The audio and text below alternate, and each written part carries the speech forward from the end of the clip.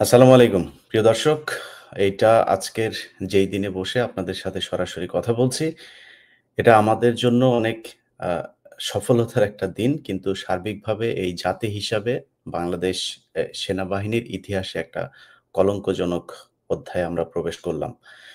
যে দেশের একটা বিশেষ আদালতের মাধ্যমে রাষ্ট্রের যাদের হাতে এই দেশের নিরাপত্তা নিয়োজিত তাদের ২৮ জনের বিরুদ্ধে ওয়ারেন্ট ইস্যু হয়েছে এবং ধারণা করা হচ্ছে এই সংখ্যা ১০০ ছাড়িয়ে যাবে যারা কিনা বিভিন্ন সময় গুম, খুন, জুলাই আন্দোলনে ছাত্র জনতা হত্যার সাথে সম্পৃক্ত হয়ে অভিযুক্ত হয়েছেন।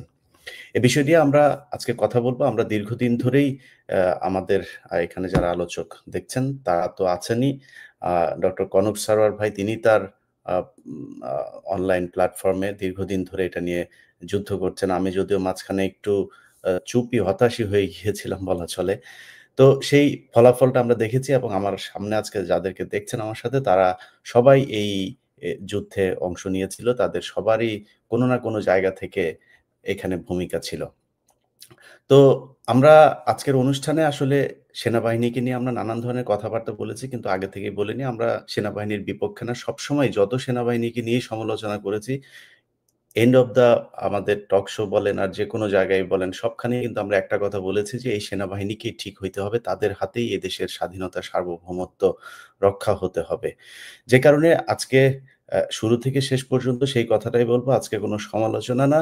আজকে সেনাবাহিনীকে বলব যে আপনাদের হাতে সুযোগ এসেছে।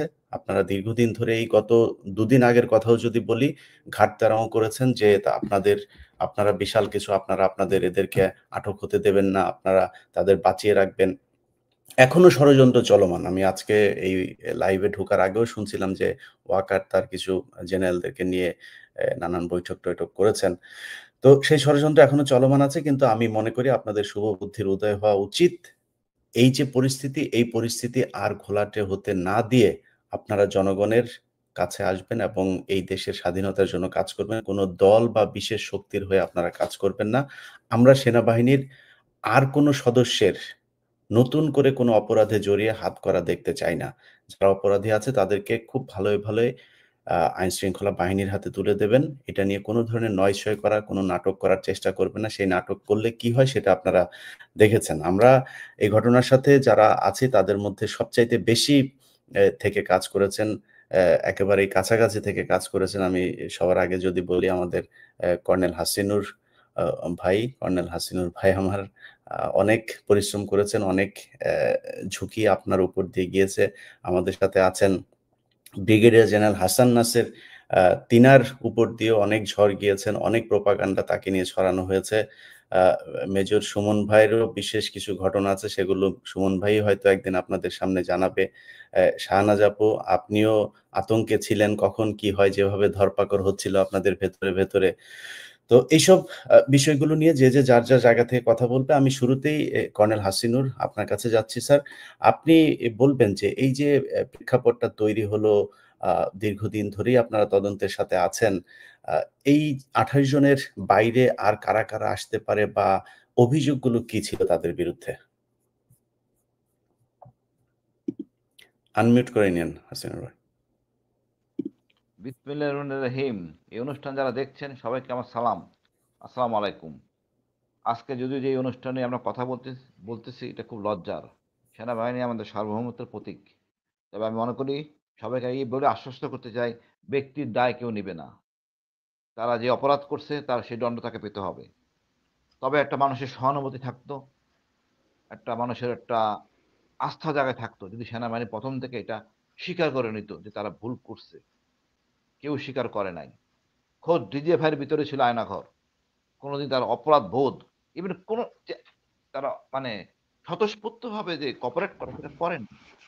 যার জন্য তো কষ্ট লাগতেছে। এখানে ভুলে যাওয়া যাবে না, আমাদের জেনারেল হারুন বীর প্রতীক ছিলেন। উনি কিন্তু জেলে গিয়েছিলেন। তো এটা নতুন কিছু না। জেনারেল লতিফ ডিজিএফআই ছিলেন। উনাকে পুলিশে নিয়ে নানা রকম থেরাপি দেওয়া হইছে। সুতরাং অন্যায় করলে কেউ রেহাই পায় না। আমরা দীর্ঘ ১৫ বছর এটা ভুলে গেছি। আবার আমাদের এত খেসারত দিয়ে এটাকে আমাদেরকে এটা করতে হচ্ছে। বড় লজ্জার। তবে আজকে যারা আনা হইছে এটা অনেকটা আমি মনে করি বাধ্য হয়ে। এদেরকে সবাইকে ডাকা হইছে। কেউ কথা স্বীকার করে নাই।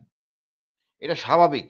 আমি চেয়েছিলাম, বলেছিলাম যে আমাদের সেনাবাহিনী অফিসাররা এই সিনিয়র অফিসারদেরকে কথা বলে ইভেন সেনাপ্রধানের কোর্সমেট মানে জাবেরের নাম আমি প্রপোজ করছিলাম, নওরোজের নাম প্রপোজ করেছিলাম। তোমরা ফাইন্ড আউট করে দাও যেন অন্যান্য অফিসার বিব্রত বোধ না করে। যারা ইন্টারোগেশন করতেছেন তারা জুনিয়র, বয়সে জুনিয়র। সুতরাং একটু বিব্রতকর অবস্থা হইতে পারে। বাট শোনেন নাই। উনারা নিজেরা বিচার করবেন। এই হেডম, এই ইগোস্টিকের জন্য আজকে এই অবস্থা। এর জন্য দায়ভার সম্পূর্ণ সেনাপ্রধানের। সেনাপ্রধানের গোয়ার্তুমের জন্য আজকে অফিসারদের এই অবস্থা। এখন হয়তো কি একটা লোক যে অপারেশন করে ধরছে, টর্চার করছে, তার গুরুত্ব একরকম। আর একটা লোক পূর্বে থেকে সে ক্যারি ফরওয়ার্ড করতেছে, তার গুরুত্ব একরকম। অপরাধী, বাট অপরাধের মধ্যে পার্থক্য আছে। মৃত্যুদণ্ড হয় বা ১ বছর থেকে মৃত্যুদণ্ড হয়। যেকোনো দণ্ড দিতে পারে বিচারক। কিন্তু কেউ কোঅপারেট করে নাই। আর যার ফলশ্রুতিতে মোটামুটি যার দায়িত্বে ছিলেন সেইভাবে আনা হইছে। অনেকের হয়তো ধারণা আছে যে কবে থেকে শুরু হইছে। যেমন আমার ১ম গুম হইছে ১১ সালে। ৯ সাল থেকে শুরু করার কথা কিন্তু এটা তা করা হয় নাই।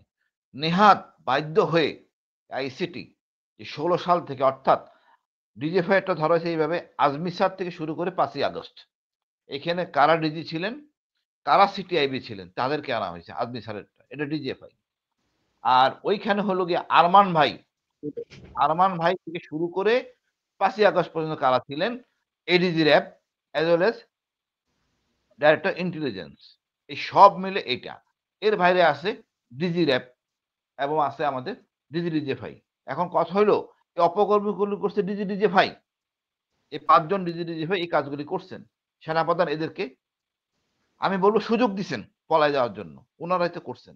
এখন তাদের আদেশ পালন করতে যাইয়া এই ডাইরেক্টর গুলি সরাসরি আদেশ পান নাই শেখ হাসিনা থেকে অথবা তারেক সিদ্দিকী থেকে। পেয়েছেন ডিজিএফআই আদেশের মাধ্যমে অথবা ওই যে যারা প্রধান তাদের থেকে। আল্টিমেটলি এরা এখন কট এবং ওইগুলিকে সুন্দর নিরাপদে চলে গেছে। এই দায়িত্ব তো সেনাপ্রধানের। আজকে অনেক কিছু হয়েছে ক্যান্টনমেন্টে উচ্চবাক্য। পরে তারা বুঝতে পারছেন যে ভুল হয়ে গেছে, কিছু করার নাই। সবাই কেউ আইনের বাইরে না। প্রেসিডেন্ট আইনের বাইরে না। আমি তো বললাম জেনারেল লতিফ বিশাল লোক। অভিনীলকে অস্ত্র দিয়েছিলেন। আপনারা যে মনে করেন এরশাদের সময়। তাকেও যেতে হয়েছে জেলে। জেনারেল হারুন এই আওয়ামী লীগের সরকার আমলে উনাকেও জেলে যেতে হয়েছে। ৭১-২০। সুতরাং কেউ আইনের ঊর্ধ্বে না। আমরা দীর্ঘ ১৫ বছর ভুলে গেছিলাম অনেক কিছুই। তারপরে বলব এই তদন্তে এখন কেউ মুখ খুলতেছে না। এখন এদেরকে হ্যান্ডকাপ লাগানো এবং জেলে না নিলে এরা কেউ কথা বলবেন না। এখন কথা নেওয়ার পরে এনারা কথা বলবেন। তা আমি মনে করি তারা কোঅপারেট করুক। সত্যিকারের দোষী লোক সত্যি লোকটা কে দোষী সেটা দেশবাসী জানতে চায়। এতটা দিন গেছে। দেখেন আইসিটি কোন কাজ করে না। তাদের তাদের না হয়। কি ধরনের অভিযোগের প্রেক্ষিতে এই ২৮ জনের বিরুদ্ধে ওয়ারেন্ট হলো? আচ্ছা আমি তো বললাম মোটা দাগে আরমান ভাইকে আটকে রাখা হয়েছে গুম। খুন এখনো আসে নাই। গুম। যেমন ইলিয়াস আলীটা এখনো আসে নাই। এরকম অনেক খুন আছে। অনেক লোক মিসিং আছে। এই সংখ্যা কত হবে আমি জানি না। মেক্সিমাম আমাদের সেনা অফিসার। পুলিশ আছে অল্প। মেক্সিমামই সেনা অফিসার। এবং ডিজিএফআইতে যারা ছিলেন দেখেন আজমি স্যার, আমি ছিলাম, মাইকেল চাকমা ছিল। ওই টাইমটা কাভার হয়ে গেছে। এখন ডিজিএফআই এর যে শুধুমাত্র সিটিআইবি কে ধরা হইছে কিন্তু। আরেকটা যে আইবি আছে যে আমাদের যারা নিছে, যার দায়িত্বে ছিলাম, তাদেরকে এখন আনা হয় নাই। এরা তো আসবে সবাই। এদের মুখ থেকে এখন বেরোবে। এরা কোন কথা বলে নাই। এবং এদের ওই ডাইরেক্টর তো নিজে কোন কাজ করে নাই। উনি আপনার অধীনস্থ কাউকে বলছেন কর্নেলকে। কর্নেল আবার লেফটেন্যান্ট কর্নেল একটা কমিটি টিম ছিল। কারা ছিল? আমি তো জানতে চাই। আমাকে কে গুম করছিল? কে আমার গায়ে নির্যাতন করছিল? আমি তো জানতে চাই। এটা তো হুজুমুজি অপারেশন হবে না। সুতরাং এই সংখ্যা যে কত দাঁড়াবে আমি জানি না।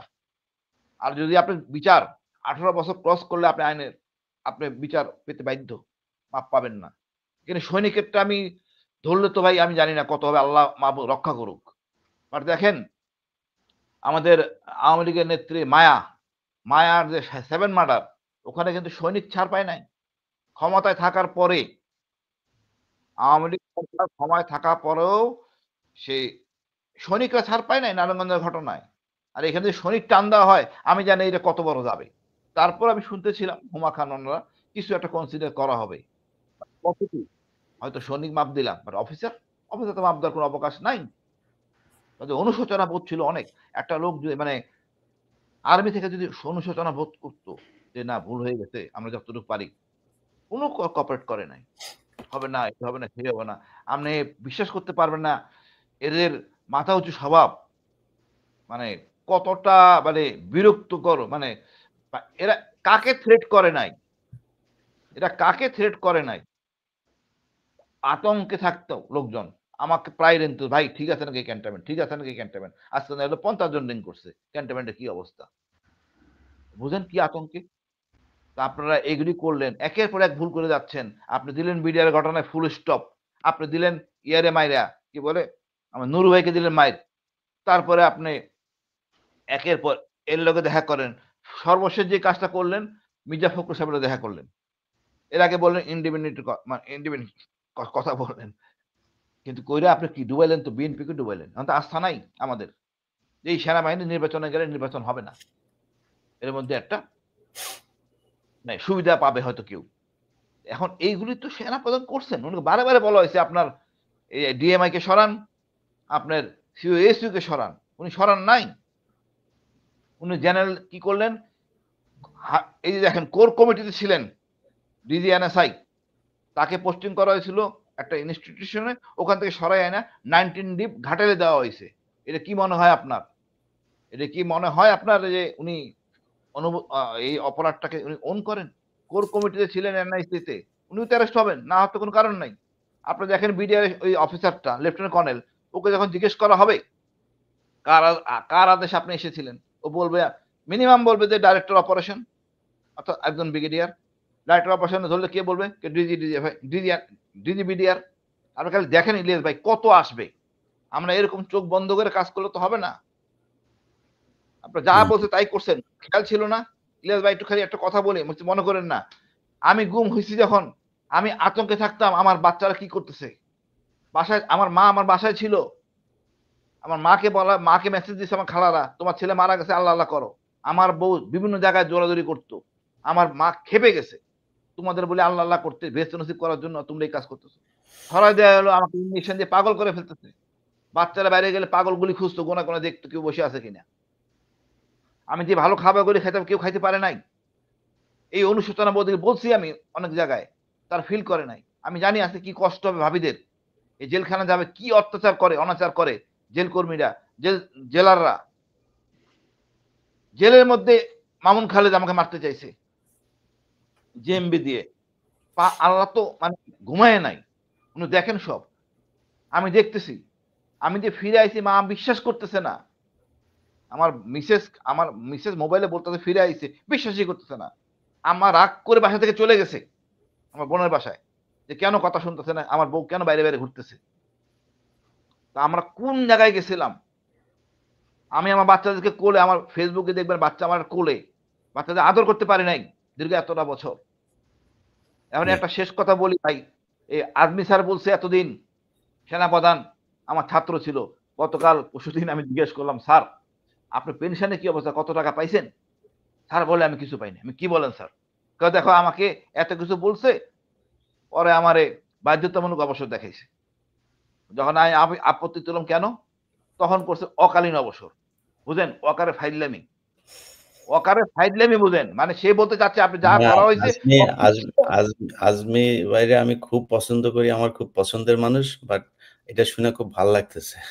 আজমি না, ভাইরে না, হওয়া দরকার ছিল ভাই। স্যার লজ্জায় পড়ে গেছে। ওয়াকারকে চেনার দরকার আছে। ওয়াকারকে আমরাও চিনতে পারিনি ১ম। তার লাজ লজ্জা নাই। সে মনে করে যা হইছে ঠিক হইছে। সে বিডিআর কেসে জড়িত ছিল না? আমি তো জানি যে ব্রিগেডিয়ার হাকিম আমাকে বলছে। আমি জাহিদ বলে তার ধরছিলাম। কেন আপনি কাজ করেন নাই? ওয়াকার করতে মানা করছে। এগুলি বলতে চাইনি, তাকে সেভ করতে চাইছি। দেখেন ভাই, আমি ১ম থেকে চাইছি সেনাবাহিনী আমাদের একটা ইনস্টিটিউশন, সেনাপ্রধান আমাদের ইনস্টিটিউশন। একে অপমানিত করব না। যতক্ষণ পারি। বাট তাকে সে কিন্তু তো বুঝে নাই। বিডিআর কমিশনে কিন্তু তাকে জিজ্ঞাসাবাদ করা হয়েছে। সে তো 2S হিসাবে তার তো 2S হিসেবে তার থাকতে হবে তো। ব্রিগেডিয়ার আনোয়ার, হাকিম সবাই তো তাকে দোষ দিবে। জি। আমি ইভেন ওয়াকারকে বলছি যে, "ওয়াকার তুমি এটা করো না, এটা করো না, এটা করো না।" আমি তাকে বলছি যাই দেখো আমাকে বলল, "আপনি স্যার কোন প্যাকেজ নিবেন?" আমি বললাম, "কোন প্যাকেজ না। সবারটা একসাথে করবা।" অদ্যাবধি ভাই কিছু হয় না। এখন আমার বরখাস্ত উঠে নাই। আল্লাহ অশেষ রহমত আমি রাইট ট্র্যাকে ছিলাম, নাহলে আমারও অকালের অবসর দিত। মানে এটা হলো ওয়াকার, মানে সে এখনো আওয়ামী চেতনা ধারণ করে। এত কিছু করার পরও সে কি মনে করে আমি জানি না। আপনি মনে আছে বিএনপির সময় আইজিপি ছিল একজন, ওই সালাম নিয়ে সমস্যা হয়েছিল, সেলুট নিয়ে পুলিশের ১,০০০ টাকা দণ্ড দেওয়া হয়েছিল, অটোমেটিক অবসর।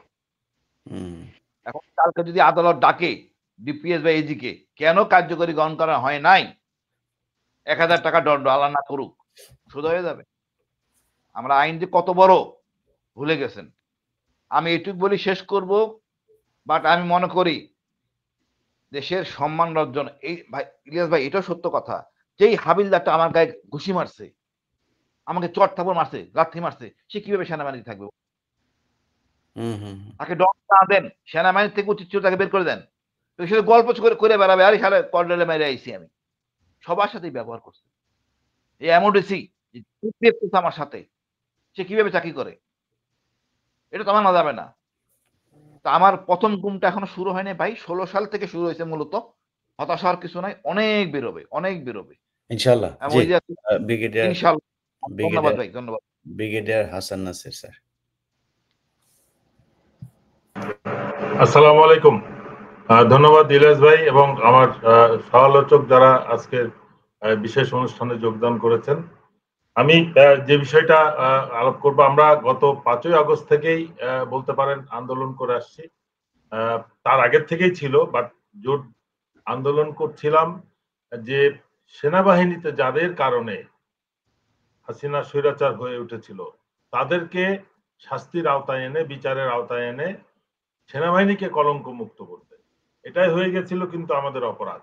আমরা যারা এটার পিছনে আন্দোলন করছিলাম সবাইকে দোষী করছে এবং তারা আইডেন্টিফাই করছে যে কে এটাকে লিড দিচ্ছে, তাকে ভিক্টিমাইজ করছে। আপনি শুরুতে যেটা বলছেন, সেই কারণে কিন্তু আমার পিছনে, আমার সাথে যে আমার বিরুদ্ধে যে আক্রমণটা, এই আমরা যেটা গতকালের যে ইয়েটা আদেশটা জারি হলো, এটার মাধ্যমে কিন্তু খুব অলরেডি যেটা বিষয়টা এসছে, শুধু গুমের বিষয়টা এসছে, কিন্তু হাজার হাজার গুম, খুন, হত্যা যেগুলো আরো যেটা হয়েছে, সেটার কিন্তু সেটার জন্য যারা দায়ী তাদের কিন্তু কোনো এখনো আসে নাই। সুতরাং সঠিক বিচার এবং সঠিকভাবে যদি বিচারটা আগায় তাহলে তাদের নাম আসবে, হত্যার সাথে যারা জড়িত। এবং সেটা করতে গেলে প্রথম বিডিআর এরটা দিয়ে শুরু করতে হবে। এবং বিডিআর হত্যার যারা আসামি এবং সামরিক অফিসাররা প্রথম কিন্তু ইনভলভ হয়েছে বিডিআর হত্যাকাণ্ডে, এবং সেটাই ওই বলতে হবে যে হাসিনার স্বৈরাচার স্বৈরাচারী হওয়ার সূতিকাগার। এবং সেটা দিয়ে সে যে স্বৈরাচার হয়ে উঠছে তার পরবর্তীতে যেটা আমরা যে প্রচন্ড রূপ তার যে দেখেছি, সেটা ওইখানে সাকসেসফুল হওয়ার কারণে। এবং বিডিআর এর বিচারটা এখনো পর্যন্ত তদন্তই যেহেতু সম্ভব হয় নাই, সঠিক বিচারও হয় নাই, এবং অপরাধ নিরপরাধ বা যারা পরিস্থিতির কারণে একটা ইয়ের মধ্যে এই বিডিআর বিদ্রোহ বা হত্যাকাণ্ডের সাথে জড়িয়ে পড়ছিল তাদেরকে শাস্তি দেওয়া হয়েছে, কিন্তু যারা মূল পরিকল্পনাকারী তাদের কিন্তু দেওয়া হয় না। যারা এটা সহায়তা করছে, যারা নিশ্চিত করছে, তাদের কিন্তু এখনো বিচার বা তদন্তেরই আওতায় এখনো নেওয়া সম্ভব নয়। বিডিআর কমিশন কাজটা করছে, বাট কতটুকু সাকসেসফুল হবে আমরা এখন নিশ্চিত। আমাদের প্রয়োজনে আবারও আরেকবার, তৃতীয়বার তদন্ত কমিশন গঠন করার লাগতে পারে। কিন্তু আমি মনে করি এই দেশকে এবং সশস্ত্র বাহিনীকে কলঙ্ক মুক্ত করতে বিডিআর হত্যাকাণ্ডে সঠিক বিচার এবং শাস্তি নিশ্চিত করতে হবে। এবং তার পরবর্তীতে যেগুলো হয়েছে, হেফাজতের হত্যাকাণ্ড, আইসিটির কাজ কিন্তু অনেক, একটার পক্ষে বা দুইটা ট্রাইব্যুনালের পক্ষে সম্ভব না।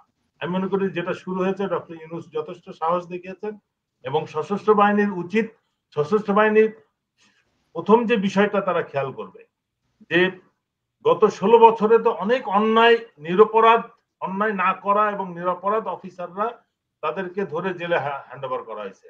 বিচারের নামে একটা প্রহসন করে তাদেরকে জেলে পাঠানো হয়েছে, তাদেরকে গুম রাখা হয়েছে। তাদের ব্যাপারে কারো সহানুভূতি কিন্তু আমরা দেখছি না।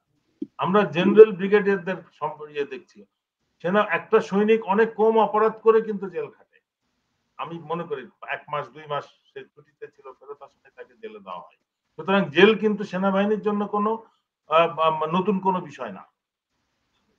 সৈনিকদের জন্য ইউনিটের ভিতরে আছে এবং একটা লিমিট পার হলে 90 দিন পার হলে তাকে সিভিল জেলে যেতে হয় এবং এটা স্বাভাবিক বিষয়। সেই অপরাধগুলোর সাথে যদি কম্পেয়ার করি এবং গত 16 বছরে যে অপরাধটা হয়েছে, যে হত্যাকাণ্ড গুম খুন হয়েছে, সেই অপরাধটা কিন্তু অনেক বেশি। সুতরাং এদেরকে প্রোটেকশন দেওয়ার কোন নৈতিক অধিকার সশস্ত্র বাহিনী কর্তৃপক্ষের আছে বলে মনে করি। সব থেকে বড় জিনিস হচ্ছে যে রাষ্ট্রীয় সিদ্ধান্ত হয়েছে যে বিচার হবে, বিচার হবে এবং সেটা এইভাবে আগাবে। সেটাকে না বলার কোনো সুযোগ আছে বলে আমি মনে করছি না, এবং না যদি কেউ বলে বাধা প্রদান করে, সেটা আমি মনে করি রাষ্ট্রের বিরুদ্ধে বিদ্রোহ ঘোষণা। এটা এইভাবে এটাকে ট্রিট করতে হবে। তো এই যে আদেশটা জারি হয়েছে, যাদের বিরুদ্ধে অভিযোগ হয়েছে তারা যে বিচারে প্রমাণ করুক যে তারা নির্দোষ, তাদেরকে অন্যায়ভাবে তাদের বিরুদ্ধে গ্রেফতারি পরোয়ানা জারি করা হয়েছে। এরকম বাংলাদেশে লক্ষ লক্ষ মানুষ এখনো জেলে আছে, বিচার হয় নাই, তাদের কোনো বিচার কার্য শুরু হয় নাই, চার্জশিট হয় নাই। এদের কিন্তু প্রত্যেকটা জেলে খুঁজলে আমরা হাজার হাজার লোক পাবো। বাংলাদেশের সাধারণ নাগরিকের যে অধিকার, সশস্ত্র বাহিনীর সদস্য বলি আর অফিসার বলি, তারাও তো এই দেশের নাগরিক। তো সুতরাং তাদেরকে জেলে নেওয়ার ব্যাপারে এত আপত্তি কেন? যেখানে নিশ্চিত প্রমাণের পর, তদন্ত করে প্রমাণ করার পরে আপনার এই গ্রেফতারি পরোয়ানাটা জারি হয়েছে।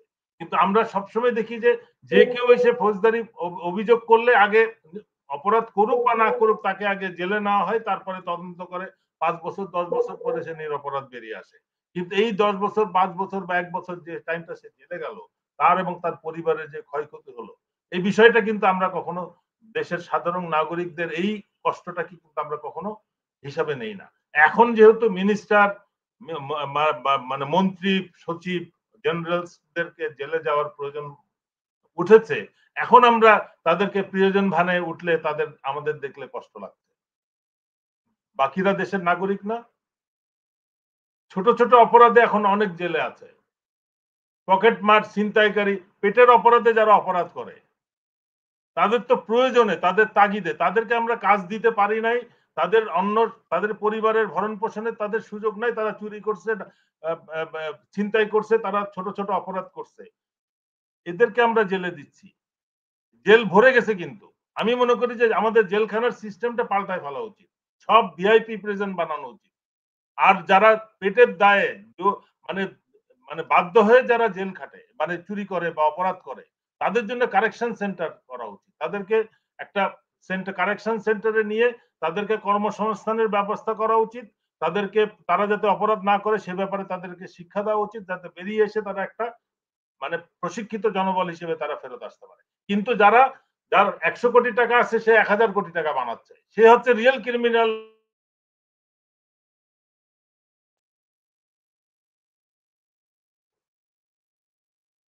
আমি বুঝাতে পারছি?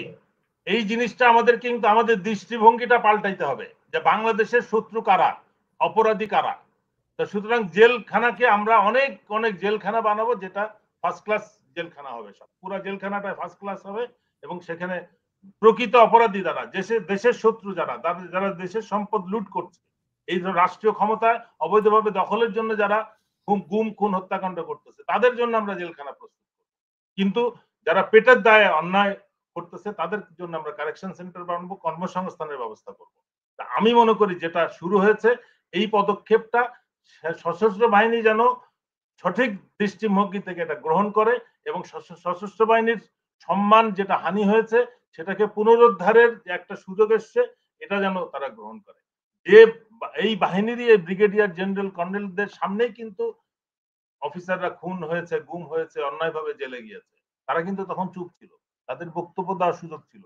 এই অফিসাররাই কোর্ট মার্শাল করছে, এই অফিসাররাই ভুয়া কোর্ট অফ ইনকোয়ারি করেছে, অপরাধী শাস্তি দিচ্ছে, এবং বিডিআর হত্যাকাণ্ডের যে এভিডেন্স গুলো ছিল সেইগুলোকে তারা গায়েব করছে। এখানে এখানে যারা আছে সুমন এবং এরা বলবে যে এভিডেন্স আছে, হত্যার বিভিন্ন নমুনা আছে, সেগুলোকে ধ্বংস করা হয়েছে, সেগুলো হচ্ছে অপরাধ। পেটের দায়ে চুরি করলে সে তো অপরাধী না, সে তো বাধ্য হয়েছে, রাষ্ট্র তার কর্মসংস্থান দিতে পারে নাই, তার পরিবারের ভরণ পোষণের সে জোগাড় করতে পারছে না, সে বাধ্য হয়ে চুরি করতেছে, চিন্তাই করতেছে, এটা তো অপরাধ না। আমার এই বিষয়গুলোকে আমি মনে করি সশস্ত্র বাহিনী কোনো অবস্থাতে যেন এই ব্যাপারে সেনাবাহিনী, আমি জানি আমার গ্রামের একটা ছেলে, ও বিয়ে করেছিল, তারপরে ওই বিয়ের ওই মহিলাকে সে ডিভোর্স করেছে। ডিভোর্স করার পরে তারপরে মহিলা কমপ্লেইন করলো, তার চাকরি চলে গেল। তো আমি বুঝতাম যে সেনাবাহিনী খুব কঠোরভাবে, এটা আমি আমি যখন অনেক আগের কথা বলছি, ১০ বছর আগের কথা।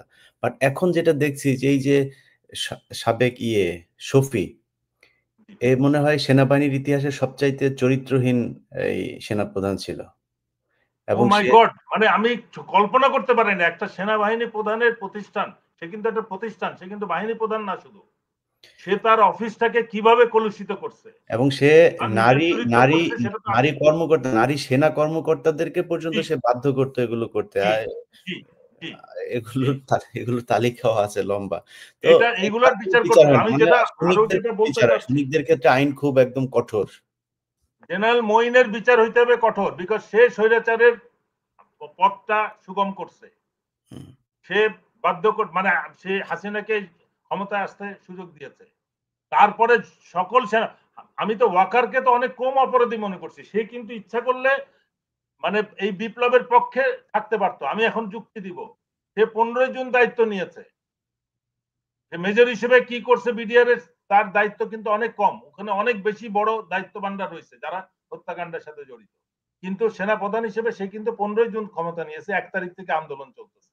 তা অন্যান্য সেনাবাহিনী যারা প্রধান ছিল তারা প্রথম হচ্ছে আওয়ামী লীগের একেবারে খাস বান্দা হইতে হবে, সেই ক্লিয়ারেন্সের পরে তারা ভারতের ক্লিয়ারেন্স পেয়েছে, হুম, তারপরে তারা চাকরি করছে এবং তারা এই আওয়ামী লীগ এবং ভারতের চাহিদা পূরণ করে 3 বছর চাকরি করে তারা সসম্মানে বাড়ি ফেরত গেছে এবং সুযোগ নিছে।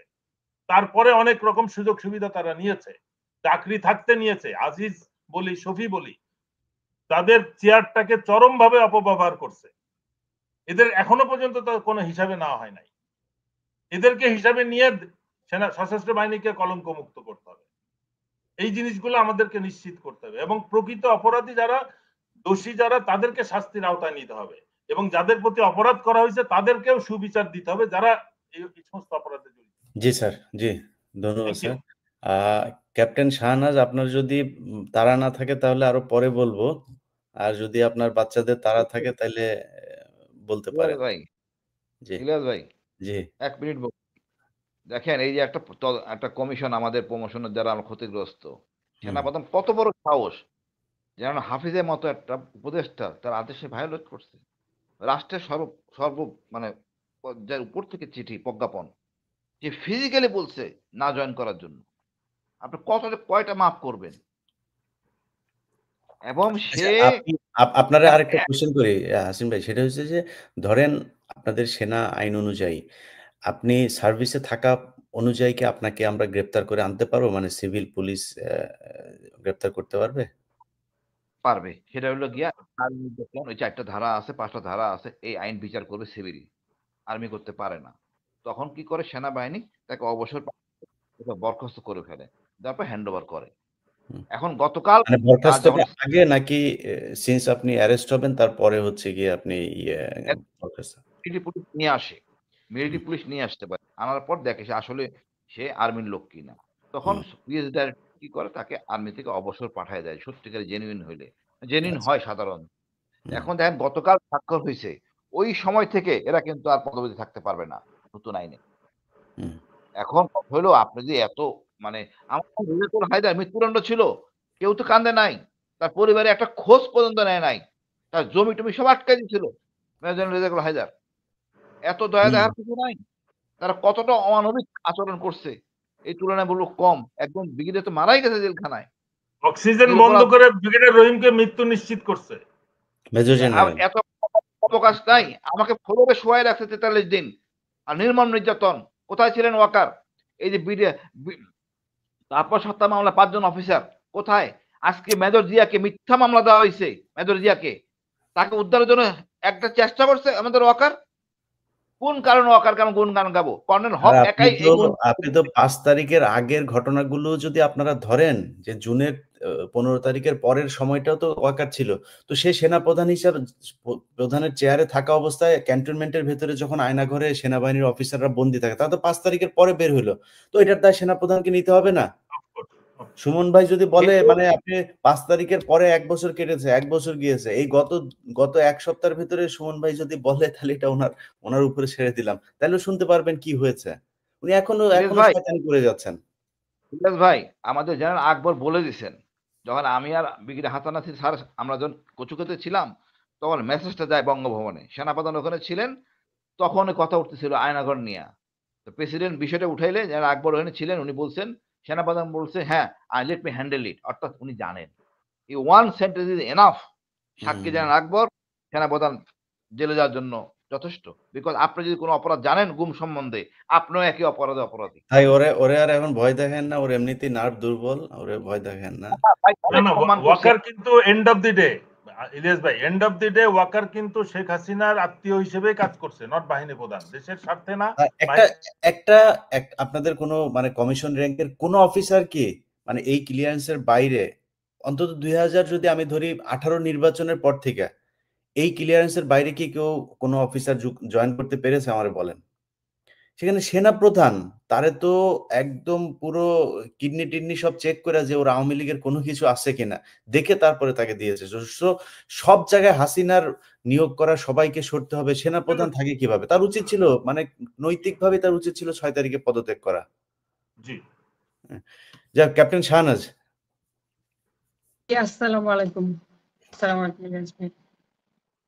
আমার মনে হয় আমি শুরুতে একটু বলি, আমি থাকবো শেষ পর্যন্ত।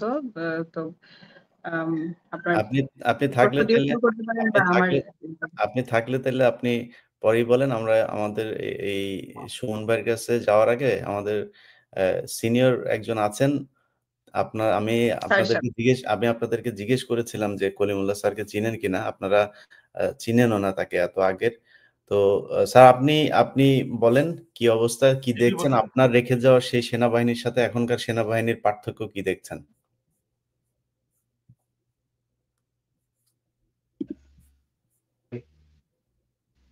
জি, আসসালামু আলাইকুম ইলিয়াস ভাই এবং উপস্থিত আলোচকদের সবাইকে আমার সালাম এবং শ্রদ্ধা। আপনাদের সবাইকে, আপনারা আমাকে চিনেন নাই, আমি আপনাদেরকে চিনি কারণ আপনাদের বক্তব্য প্রায় শুনি। তো আজকের প্রেক্ষাপটে আমি একজন নৌবাহিনীর কর্মকর্তা ছিলাম, 1977 সালে জয়েন করেছিলাম।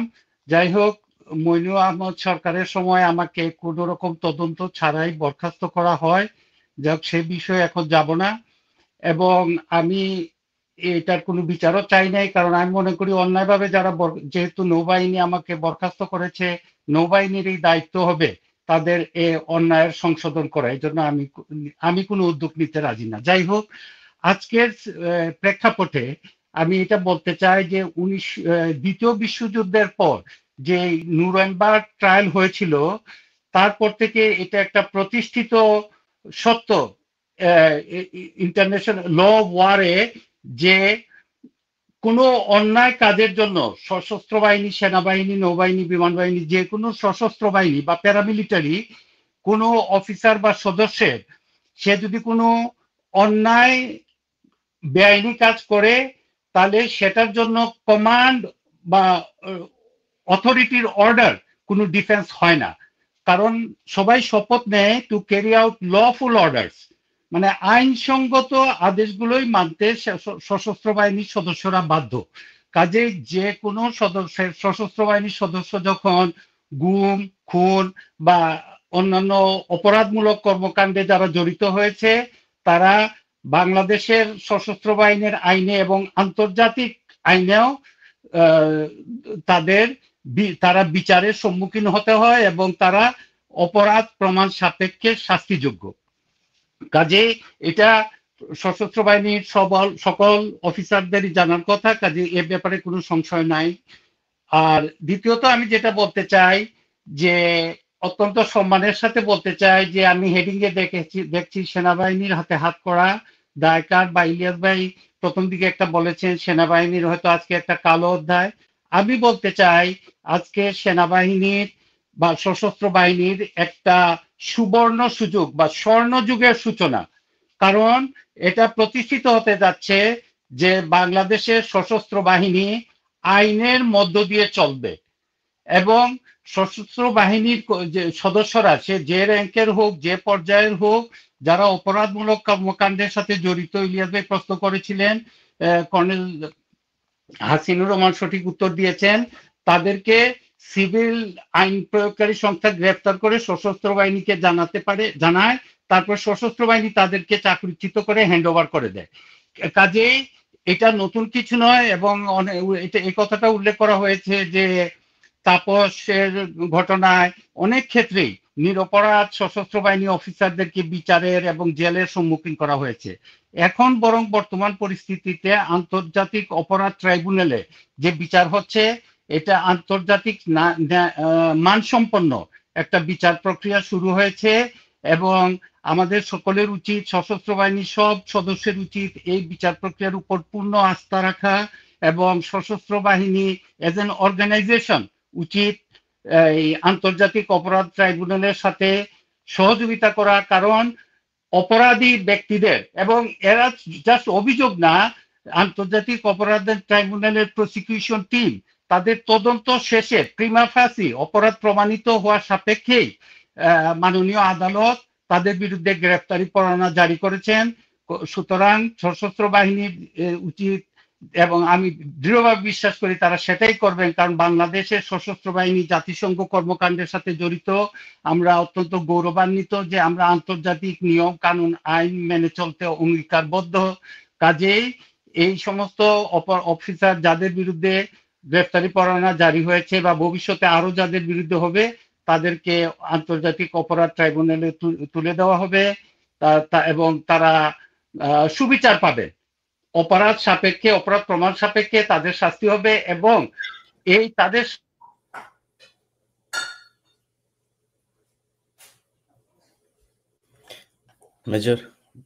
মেজর সুমন ভাই, আপনি বলেন। ওনার বলার শেষ দিকেই ছিলাম আমরা। সুমন ভাই বলেন। সৈয়দ কলিমুল্লাহ স্যার, ধন্যবাদ আপনাকে। আসসালামু আলাইকুম।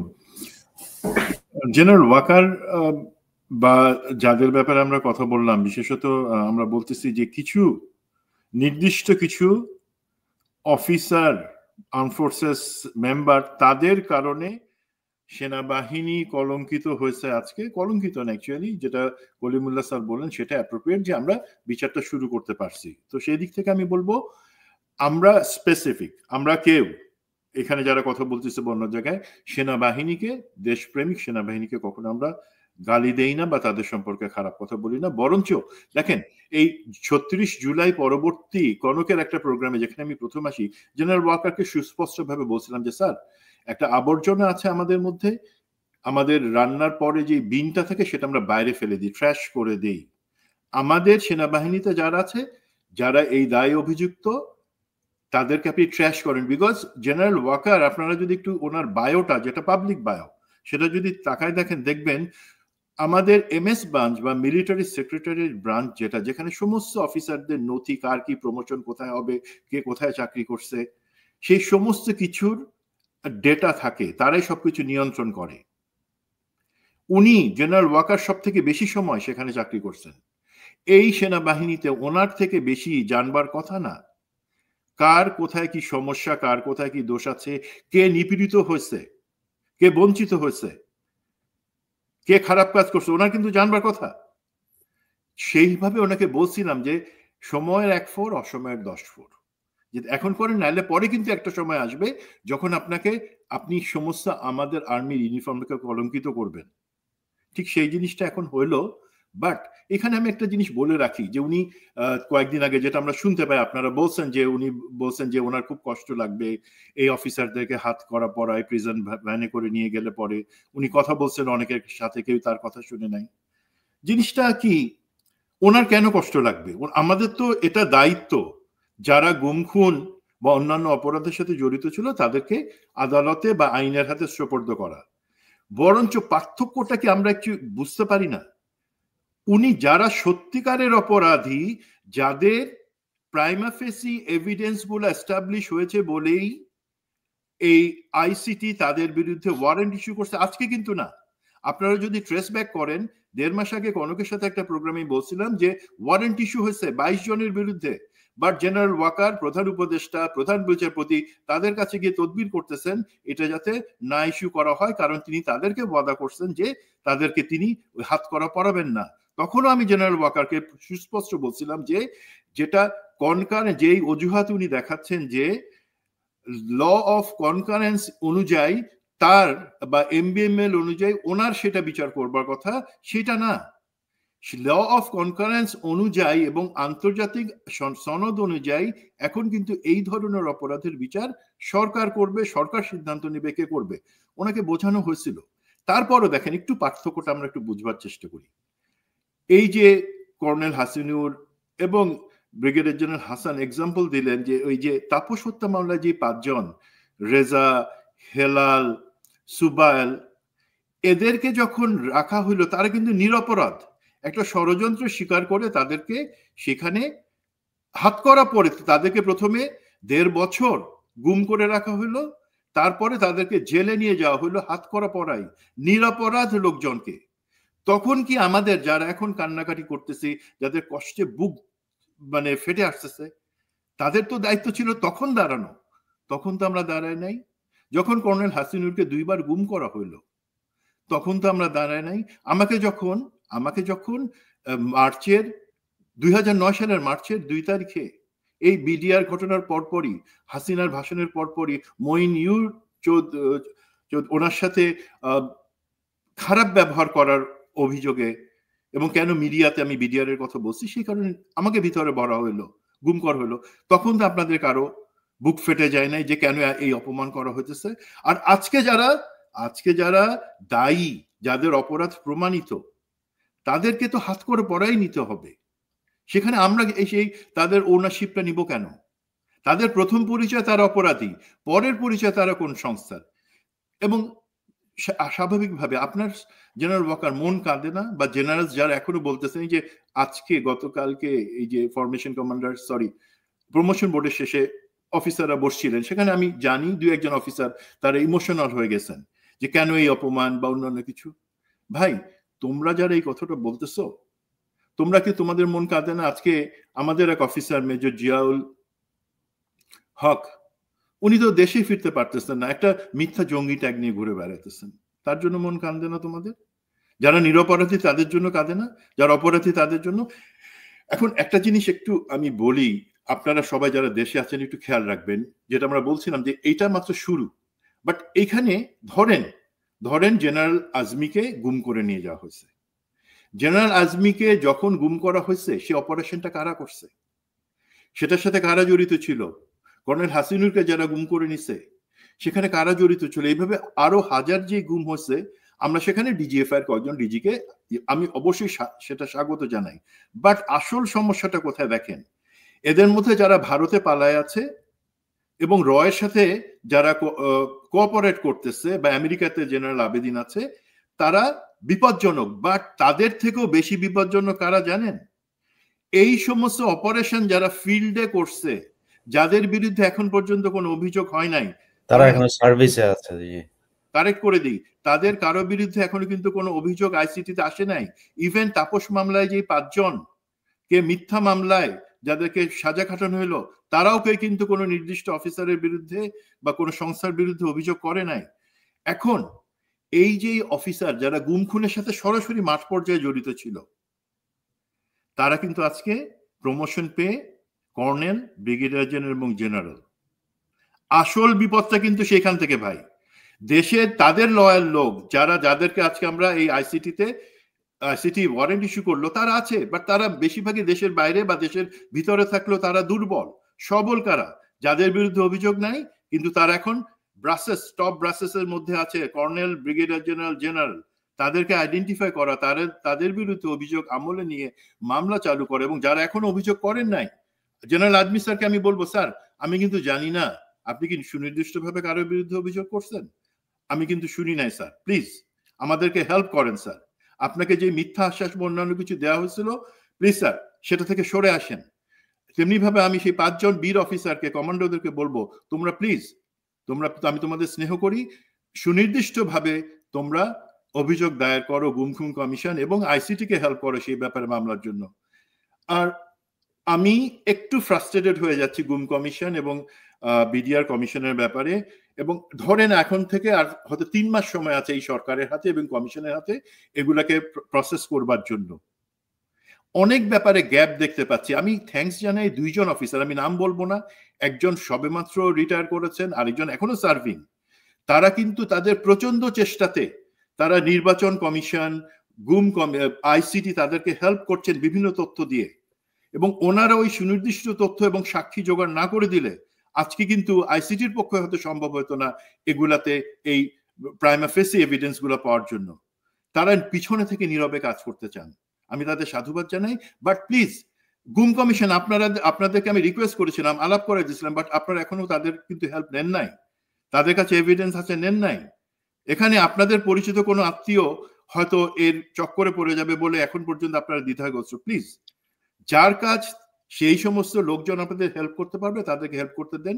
একটা শেষ জিনিস, একটু কর্নেল হাসিন যে বক্তব্যটা দিয়েছেন রেদওয়ানের ব্যাপারে আমি সম্পূর্ণ একমত, এবং সেখানে আরো লোকজন ইনভলভ আছে। তো এইটাতে আমি একটু ডিপার ডিগ করার এবং আইসিটির কাছে বা অন্যান্য কমিশনের কাছে বিজিবির পক্ষ থেকে কি আসছিল সেটা জেনে যেটা বুঝতে পারছি, রেদওয়ান বা এই ধরনের অফিসার যারা শোম্যান টাইপের নিজেদের হিরো দেখাইতে চায়, খেয়াল করেন এই রেদওয়ান কিন্তু 9 বছর প্রধানমন্ত্রী শেখ হাসিনা পতিতা হাসিনার সাথে চাকরি করছে, 6 বছর এসএসএফ এ চাকরি করছে। তার কিন্তু বিজিবির ইনস্ট্রাকশনটা আমি দেখছি যে ছিল কোনো লেথাল অস্ত্র ব্যবহার করা যাবে না, কোনো গুলি করা যাবে না, ফাঁকা গুলিও করতে হইলে সেটা অফিসার লেভেলে করবে। আমি দেখছি সে করছে কি, তার যে বিজিবির আদেশ এখানে তাকে উস্কাইছিল কে, এই এমএসপিএম, আমি আপনাদেরকে একদম প্রমাণ সহ বলতেছি, এমএসপিএম মেজর জেনারেল কবির আহমেদ যে ছিল এখন আইসিটির ওয়ারেন্টের আন্ডারে, স্যার তখন ডিজিএসএসএফ কে ছিল স্যার হাসিন স্যার,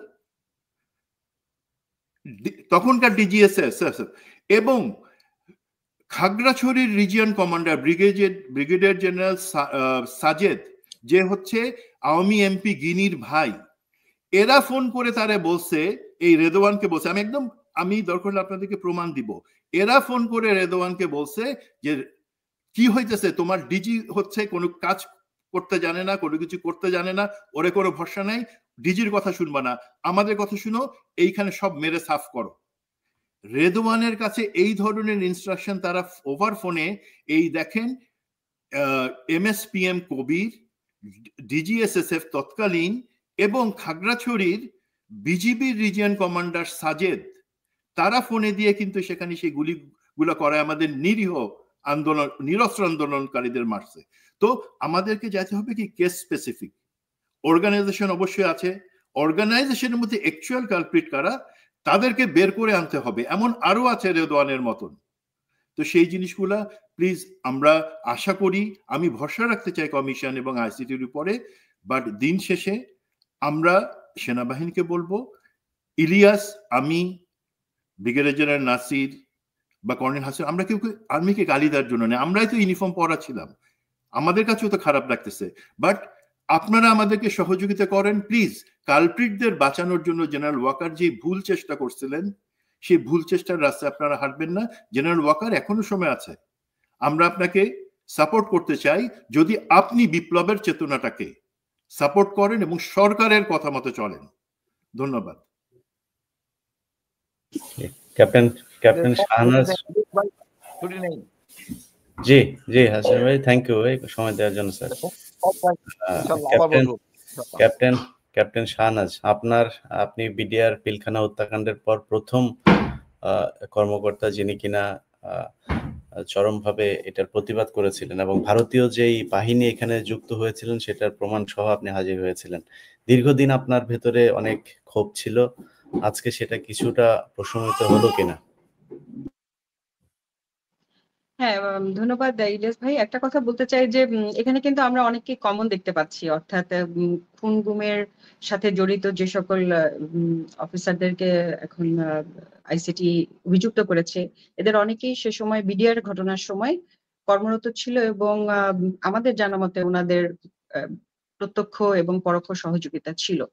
সুতরাং এই যে বিচারহীনতার এই যে কালচার সেনাবাহিনীতে, এটা কিন্তু বিডিআর থেকেই এর গোড়াপত্তন হয় এবং সেখান থেকে আস্তে আস্তে সেনাবাহিনীকে পলিটিসাইজ করা, এবং ডিজিএফ এর কতিপয় অফিসার তারা মনে করতেন যে কাউকে, দেশের যে কাউকে তারা তুলে নিয়ে আসতে পারেন। তারা এইভাবে কথা বলতেন যে আমরা হচ্ছে প্রধানমন্ত্রীর সাথে 1 to 1। আমি আমারই এক কোর্সমেট, ডিজিএফ এর কোর্সমেটের মুখের কথা বলছি যে তারা 1 to 1 ছিলেন, মানে তারা এর মাঝখানে কাউকে হিসাবে ধরতেন না, এবং তারা মনে করতেন যে কাউকে তুলে আনা বা খুন করে ফেলা তাদের রাষ্ট্রীয় অধিকার। আপনি অন্য এক দেশের মানুষকে একমাত্র ওয়ার জোনে মারতে পারবেন, বাংলাদেশের কাউকে আপনাকে ধরে আনতে হলে অবশ্যই প্রসিডিউরের ভিতর দিয়ে যেতে হবে। আপনি মামলা করেন, উনি জাজ বলুক ওনার কি হবে, হ্যাঁ, আপনারা যে এই যে অমানবিক অপরাধগুলো করেছেন সেগুলা তো আসলে মেনে নেওয়া যায় না। তো আমি আশা করব যে এই যে বিচারহীনতার যে সংস্কৃতি এবং যে কলঙ্ক আমাদের গায়ে লেগেছিল সেনাবাহিনীর হাতে, আজকে থেকে সেটা থেকে আমরা মুক্ত হতে যাচ্ছি। মোটেও আমাদের মানে আমার কাছে এই প্রথম মনে হচ্ছে যে I am proud again for my army. কারণ আমি একটা কথা বলি, আমার মনে হয় অনেক সিনিয়র জেনারেলদের এটা মনে নাও থাকতে পারে, যেহেতু আমি ক্যাপ্টেন এবং অনেক পরে বের হয়েছি। আমি বিএম এর আমার নিজের একটা কথা মনে করতে পারি, সেটা হচ্ছে যে আমরা যখন 3rd টার্মে, তখন আমাদের ফাইনাল টার্মার মানে আপনার যারা ছিলেন আর কি, মানে খুব ভালো তাদের ক্যারিয়ার ছিল সামনে, ওনারা সিএসইউ বিএসইউ এই ধরনের লেভেলে ছিলেন, ওনারা 5 মিনিট লেট করার জন্য একসাথে 5 জনের, মানে পিটিতে লেট করেছিলেন 5 জনের, কিন্তু একসাথে তাদেরকে মানে ইয়ে থেকেই বের করে দেওয়া হয়, বাংলাদেশ মিলিটারি একাডেমি থেকেই বের করে দেওয়া হয়। অর্থাৎ ওনারা মাত্র হয়তো 1-2 মাস পরে তারা কমিশন পেতেন, কিন্তু পিটিতে 5 মিনিট দেরির জন্য সেনাবাহিনীতে বিএমএ তে এখনো পানিশমেন্ট হয়।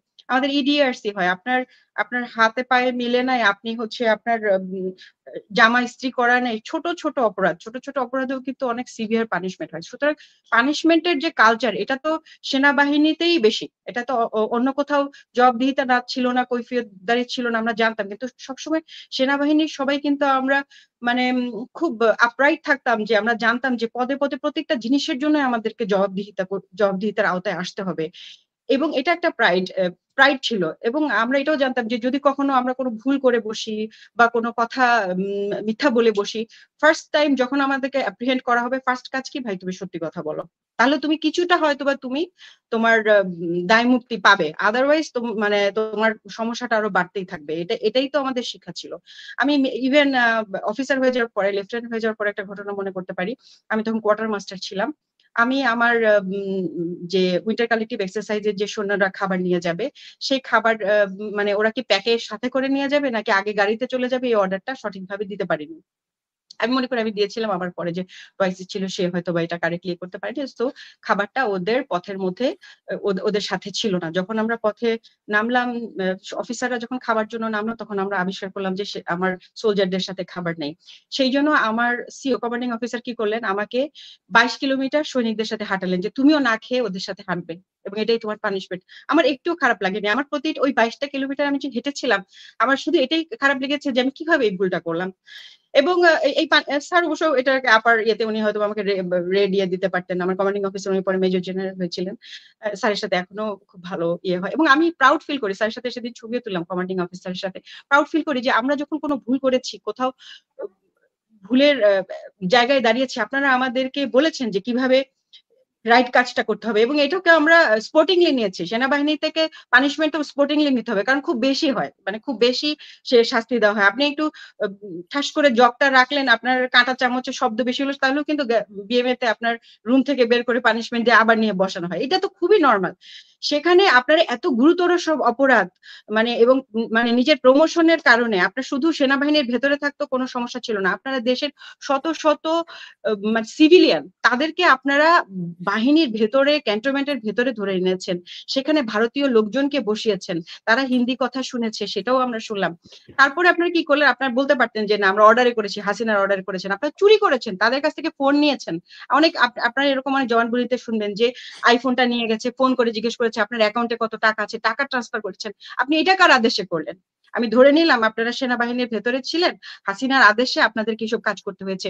আপনারা কোন হিসাবে 1000 কোটি টাকা জড়ো করলেন নিজেদের অ্যাকাউন্টে, একটা সাধারণ সিভিলিয়ানকে তুলে এনে তার 3টা ফোন রেখে দিলেন, তার 3টা ল্যাপটপ রেখে দিলেন, এগুলো তো চোর ছেচরের কাজ।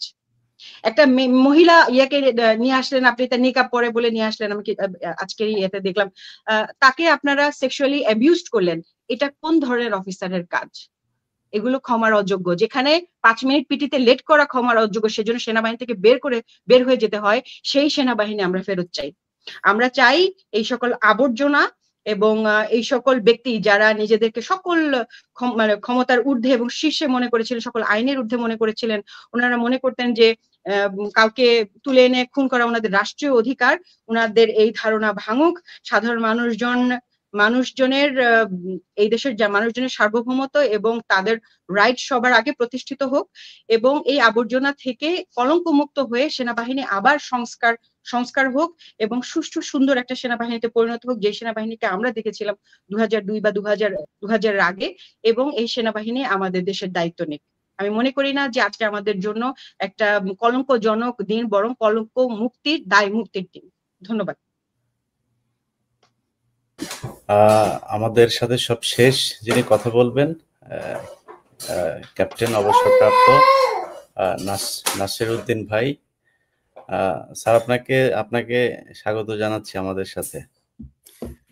অনেক ধন্যবাদ স্যার। আমি একটু ভূমিকা দিয়ে নিই স্যার। স্যারের সাথে আমার কথা হয় না প্রায় 1 বছর হয়ে গেছে বোধহয়।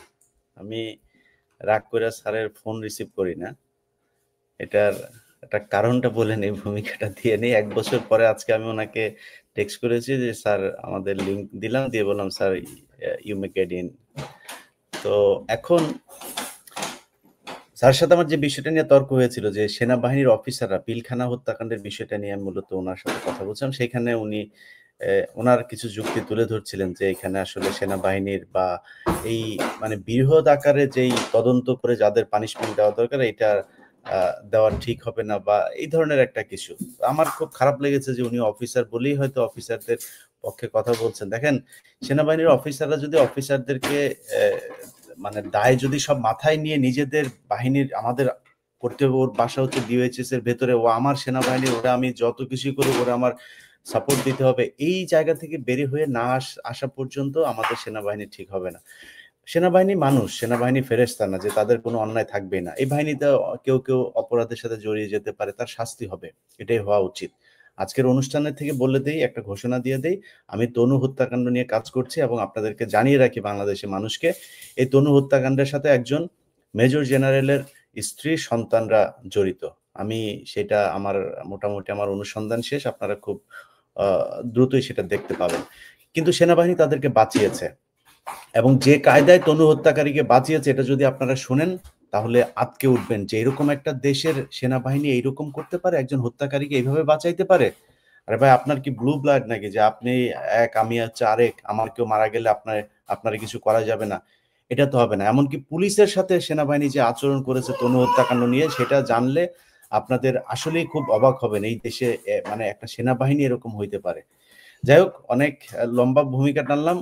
স্যার, আপনাকে স্বাগত জানাচ্ছি। আজকে আপনাদের বাহিনীর লোকজনের বিরুদ্ধে গতকাল ওয়ারেন্ট ইস্যু হয়েছে, তো এটাতে কি মনে করেন, মানে সেনাবাহিনীর এই যে অধঃপতন হলো, এটার দায় কি সেনাবাহিনীর নাকি অন্য কারো?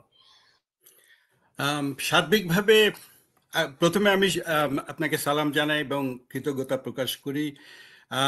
সালাম জানাই আপনার অগণিত দর্শকদেরকে যারা দেখবেন এই অনুষ্ঠান এবং সহ আলোচকদের। আমি বিশেষ করে একটু আবেগ অনুভব করছি, কলিমুল্লাহ স্যার আজকে জয়েন করেছেন, যার সাথে আমি বাংলাদেশ নেভির সবচেয়ে বড় দুর্নীতি, ফ্রিগেট ক্রয়ের দুর্নীতির তদন্তের সাথে জড়িত ছিলাম, যার জন্য আমাকে চরম মূল্য দিতে হয়েছে। আমার সার্ভিস শুরু হয় 81 সালে এবং আমার শেষ হয় 2009 সালের 30শে December, all on a sudden, একটা ঝড়ের মতো। আমি একটু দেখাতে চাই যে তদন্তের জন্য আমার চাকরি দিয়েছিল, এটা হচ্ছে সেই তদন্ত। এখানে যে আমার নাম আছে সবচেয়ে শেষে, আমি মেম্বার সেক্রেটারি ছিলাম। আর আজকের আসরে যে কলিমুল্লাহ স্যার, উনি 2 নম্বর সিনিয়র সদস্য ছিলেন। তো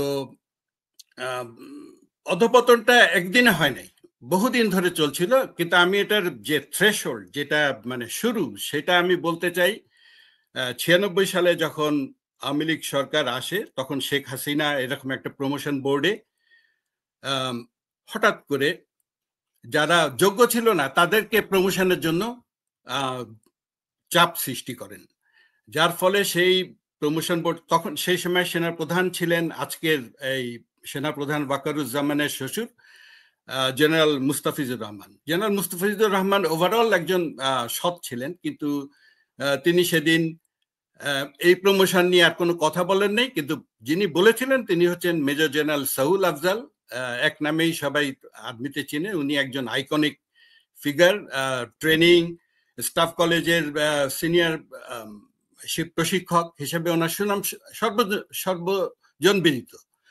তো উনি সেদিন রিজাইন করেন এই দুঃখে যে শেখ হাসিনার যে অ্যাপ্রোচ ছিল সেটা প্রফেশনাল না, প্রফেশনাল অফিসারদের পক্ষে উনি যান নাই। তো ওভার দ্য পিরিয়ড এরকম আস্তে আস্তে ওইটাই অবক্ষয়ের শুরু। এর আগে পর্যন্ত আমরা যখন নেভিতে জয়েন করি 81 সালে, তখন আমরা দেখেছি যে বিএনএস এসআর আমিন জাহাজের কমান্ডিং অফিসারের কোর্ট মার্শাল হচ্ছে, কারণ উনি ঠিক মতো মেস বিল দেন নাই, পরিশোধ করেন নাই, এই সামান্য অপরাধের জন্য। এখন মানুষ এটা বিশ্বাস করতে চাইবে না যে একটা এত ছোট অপরাধে একজনের কোর্ট মার্শাল হতে পারে। তো ওভার দ্য পিরিয়ড এইভাবে অবক্ষয় শুরু হয়, এবং প্রফেশনাল এবং সার্ভিসের যে প্রাউড যেটা থাকে, মানুষ যেটা নিয়ে মানুষ বেঁচে থাকে, যুদ্ধ করার অনুপ্রেরণা পায়, দেশের জন্য জীবন দেওয়ার যে অনুপ্রেরণা, সেটা আস্তে আস্তে নষ্ট করে দেওয়া হয়।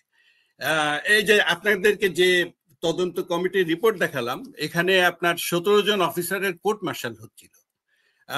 তাদের কোর্ট মার্শাল প্রসেস অব্যাহত ছিল।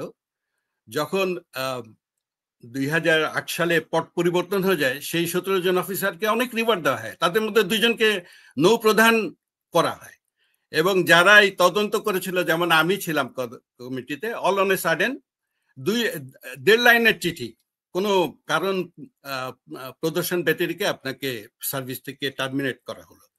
এই যে আপনি একটা প্রাউড, একজন মোরাল, আমার সারা সার্ভিস জীবন কোন রকম ডিসিপ্লিন কেসও তো ছিল না, কোনো এমনকি কোনো মানে অ্যাডভার্স রিমার্কও ছিল না আমার কোথাও।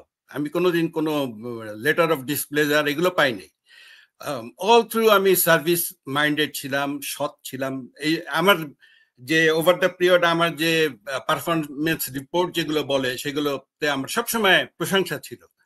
তো তারপরে আমাকে এরকম একটা পরিস্থিতির সম্মুখীন হতে হয়, জাস্ট এই যে তদন্ত করার জন্য, তদন্ত করে দোষী সাব্যস্ত করার জন্য।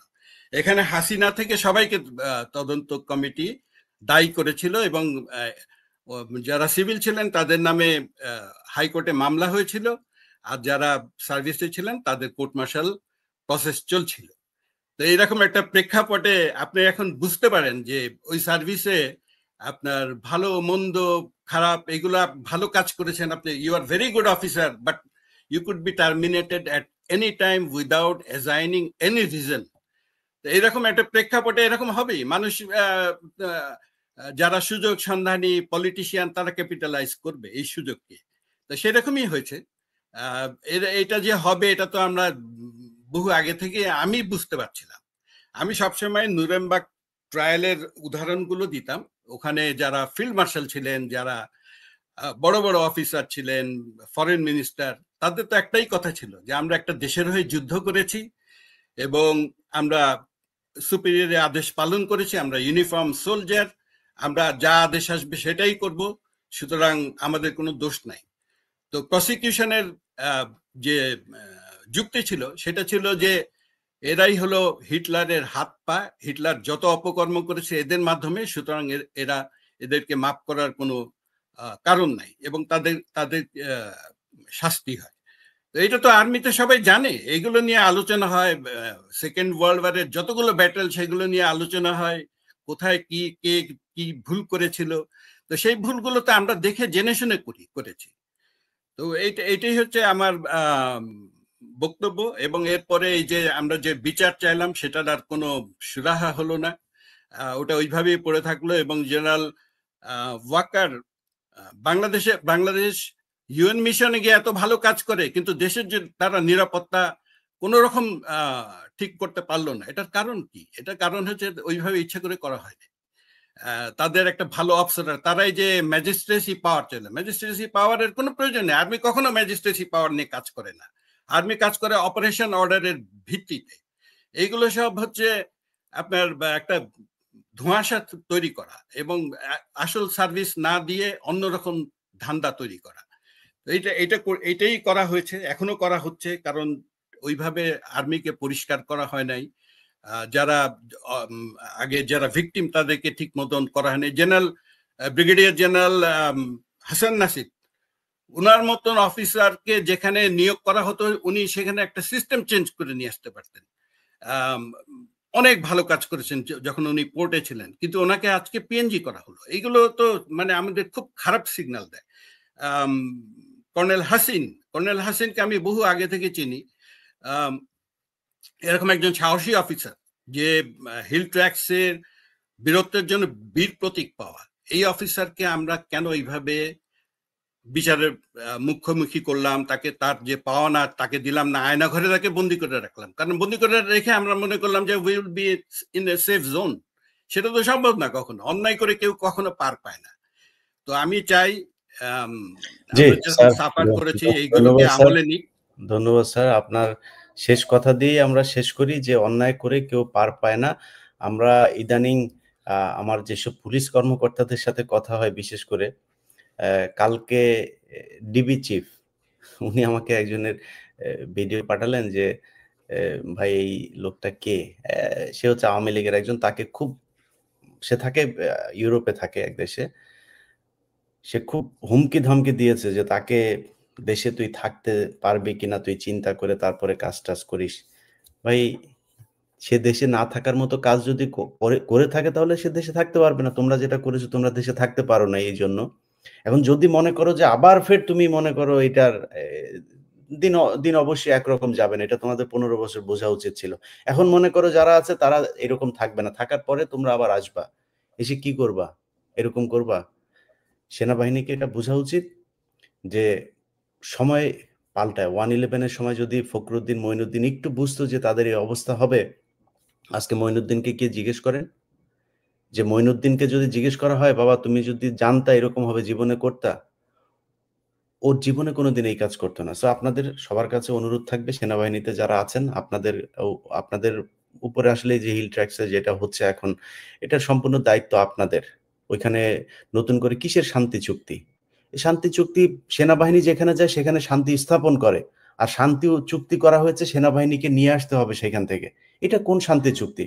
এটা ভারতের সাথে হাসিনার নিজস্ব চুক্তি, ক্ষমতায় থাকার চুক্তি। এই চুক্তি বাতিল করতে হবে। আপনাদের সেনা ক্যাম্প, যেটা সেনাবাহিনীর অবসরপ্রাপ্ত অনেক অফিসাররা বলেছেন, অন্তত 250 নতুন ক্যাম্প সেখানে প্রতিস্থাপন করা দরকার, সেটা করেন।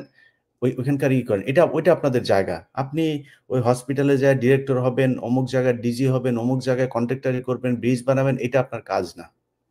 সো সেনাবাহিনীর যে কাজ, আমার সীমান্তকে রক্ষা করা, আমার দেশকে সার্বভৌমত্বকে রক্ষা করা, আপনারা সেই কাজ করবেন। আপনাদেরকে দেখলে বাংলাদেশের মানুষের যেন বুক ভরে যায়। এত কিছুর পরেও 5 তারিখে এই দেশের মানুষ সেনাবাহিনীকে বুকে টেনে নিয়েছিল, তাদেরকে বন্ধু মনে করেছিল। সেই চিত্র আপনারা নিশ্চয়ই টেলিভিশনের পত্রিকাতে দেখেছেন। যাই হোক, আমরা অনেকক্ষণ আলোচনা করলাম। আপনাদের কারো যদি কিছু বলার থাকে তাহলে আমরা দ্রুত শেষ করতে চাই। কেউ যদি কিছু 2 লাইনে জাস্ট 1 মিনিট একটা জিনিস বলবো ইলিয়াস, সেটা হচ্ছে কর্নেল হাসিন যে কথাটা বলে গেলেন তখন, general Mamun Khaled, lieutenant general Mamun Khaled, তার কিন্তু ডিজিএফআই তৎকালীন ডিজি, যার আমলে সব থেকে বেশি গুম খুন হয়েছে, নিরপরাধ বেসামরিক এবং সামরিক বাহিনীর সদস্য, তাদেরকে নিয়ে গুম করা এবং অনেককে খুন করা, সেই জিনিসটা লেফটেন্যান্ট জেনারেল মামুন খালেদের আমলে হয়েছে। এখন আমি আইসিটি কে প্রশ্ন করব, তিনি কি রাজশাহী বলে আপনারা তার নামটা এখানে আনেন নাই? বিকজ এই দুইটা তালিকা তো হচ্ছে টিএফআই এবং জেআইসি, ডিজিএফআই এবং র্যাবের সাথে সংশ্লিষ্ট যারা ছিল তাদের। এখানে জেনারেল মামুন খালেদ আসলো না কেন? নাকি তাকে আপনারা বিডিআর এটাতে নেবেন? প্রেজেন্টেশন করেন জেনারেল মামুন খালেদ সংশ্লিষ্ট। আরেকটা হচ্ছে কি, আমরা আগে থাকতে যদি বলে দিই, আমরা তো একটা দুর্নামের কথা বললাম, যেটা আমরা সাজেশন দেওয়ার পরেও ভুল করে বর্তমান সামরিক লিডারশিপ এই একই কলঙ্কের মধ্যে আমাদেরকে ফেললো, বিচার করে নাই। আরেকটা কিন্তু আস্তে আস্তে আমাদেরকে দুর্নীতি, যেটা হচ্ছে সামরিক ক্রয়, সেই সমস্ত জায়গাগুলোতে এই আওয়ামী লীগ সরকার, হাসিনা, রেহানা, তারেক সিদ্দিকী, এদের সম্পদের পাহাড় গড়বার জন্য যেভাবে ডিফেন্স পারচেস গুলা হয়েছিল, আমরা চাচ্ছি সেই কলঙ্ক থেকে আবার যাতে বের হয়ে আসে, সেই স্টেপ না নেয়। বাট কিছু ইন্ডিকেশন আমরা কিন্তু পাচ্ছি। আমরা কিছু অফিসার যেমন জেনারেল মাসুদ রাজ্জাক, আপনি জেনারেল শফির কথা বললেন ইলিয়াস, জেনারেল শফির সাথে পাল্লা দিয়ে কিন্তু জেনারেল মাসুদ রাজ্জাক ছিল আরেকজন চরিত্রহীন লম্পট জেনারেল। এখন সেই জেনারেল মাসুদ রাজ্জাক যে আওয়ামী সুবিধাভোগী, তার সাথে মেজর রানা যিনিও আওয়ামী সুবিধাভোগী, তাদেরকে আমরা দেখতেছি বিভিন্ন জায়গায় ঘুরতেছে বড় বড় ডিফেন্স কন্ট্রাক্টের জন্য। সেটা আমাদের সেনাবাহিনীর লিডারশিপের আশীর্বাদ নিয়ে তারা সেগুলো করছেন, বিকজ তারা সিদ্ধহস্ত, কিছু টাকা সেখান থেকে কমিশন, যেভাবে হাসিনা রেহানার তারেক সিদ্দিকের অ্যাকাউন্টে যায় তো বিদেশে, সেখানে যাতে আবার চলে যায়। প্লিজ আমি ওয়ার্নিং দিচ্ছি, কিন্তু আপনারা কয়টা ডিফেন্স কন্ট্রাক্ট নিয়ে আগাবেন? স্বচ্ছ ডিফেন্স কন্ট্রাক্ট করবেন, আমরা সাপোর্ট করব। যদি তার বাইরে যান, ইনশাল্লাহ আমরা প্রতিটা ডিফেন্স কন্ট্রাক্টে আটকায় দিব, ডিফেন্স পারচেজ যেটা বিদেশের সাথে। প্লিজ এই জায়গায় দুর্নীতি করে আবার আর্মিকে পচাবেন না। ক্যাপ্টেন শাহনাজ কিছু বলতে যাচ্ছিলেন? আচ্ছা, আমি এক মিনিট একটা কথা বলতে চাই। সেটা হচ্ছে যে ওভারঅল আমাদের যে প্রতিক্রিয়া, আমি যতটুকু জেনেছি যে শুরু থেকেই, আমি জানি না, আমার ধারণা র এবং ডিজিএফআই যারা এই আইসিটি মামলা থেকে বাঁচতে চাচ্ছিল, তারা একটা ন্যারেটিভ স্থাপন করেছিল যে তোমরা কি তোমাদের ব্রাদার অফিসারদের এরকম অবস্থা দেখতে চাও? তোমাদের প্রিজন ভ্যানে করে নিয়ে যাচ্ছে, এটা তো সেনাবাহিনীর উপরে। এবং আমাদের অনেক সেনাবাহিনী কর্মকর্তারাই তখন সেনাবাহিনী আমার অহংকার এরকম লিখে প্রোফাইল পিকচার দিয়েছেন, বোঝাতে চাচ্ছেন যে ওনারা তাদের সাথে একাত্ম। আমি একটা গল্প বলতে চাই। ধরেন আমার একজন ভাই খুন করলো, আমরা 6 ভাই বোন, সরি আমার বাচ্চাটা ক্লিয়ার করছে, তো আমরা 6 ভাই বোন। তো আমাদের বাবা বললেন যে তোমরা বাকিরা জিনিসটা চেপে যাও। আমার এক ভাই একটা খুন করলো, খুন করে আসার পর আমার বাবা বললো যে তোমরা বাকি ভাই বোনরা ব্যাপারটা চেপে যাও। এখন চেপে গেলে কি হবে, যে 2জন ভালো ভাই বোন ছিল তারা মনে দুঃখ পাবে যে এরকম একটা অন্যায় আমরা বুকে চেপে আছি, আর 2জন করবে কি, ওরা আবার খুন করতে যাবে, কারণ ও তো পার পেয়ে গেছে, আমিও করব।